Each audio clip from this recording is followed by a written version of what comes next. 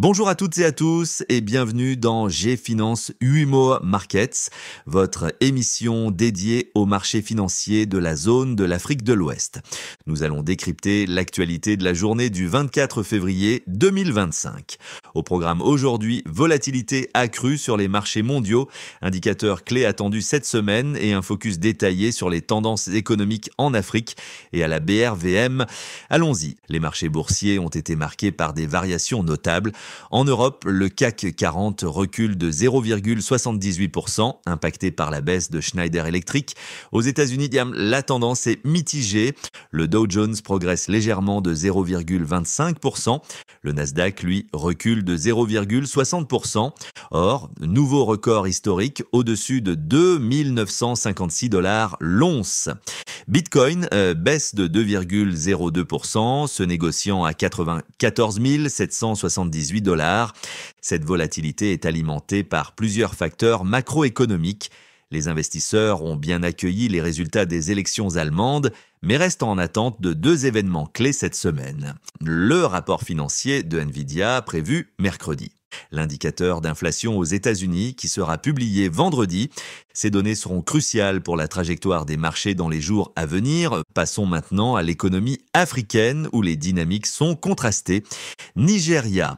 L'inflation annuelle a connu une forte baisse passant de 34,8% en décembre 2024 à 24,5% en janvier 2025. En réponse, la Banque centrale du Nigeria maintient son taux directeur à 27,5%, privilégiant la stabilité monétaire. Ghana, des perspectives encourageantes selon le Fonds monétaire international. Après une mission budgétaire à Accra, la 4e revue du programme de la facilité élargie de crédit est prévue pour avril 2025, renforçant l'optimisme sur l'économie du pays. Parlons de la BRVM et des évolutions en zone UMOA. Le groupe Sonatel confirme sa position dominante dans les télécommunications avec un résultat net de 393,7 milliards de francs CFA en 2024. Par ailleurs, plusieurs accords stratégiques ont été signés.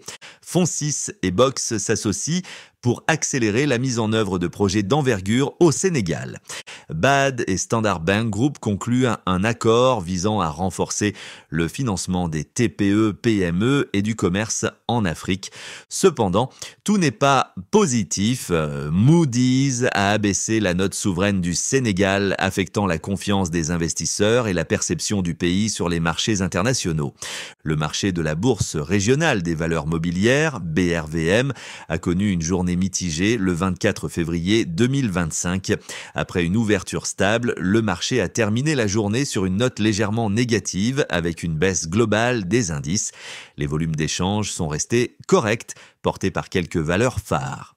Les principaux indices ont tous clôturé en baisse. Le BRVM Prestige est le plus touché, avec une perte de moins de 0,75%.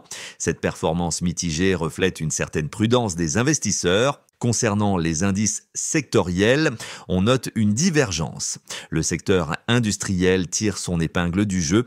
À l'inverse, le secteur de l'énergie a subi une forte correction, impactant négativement la performance globale du marché.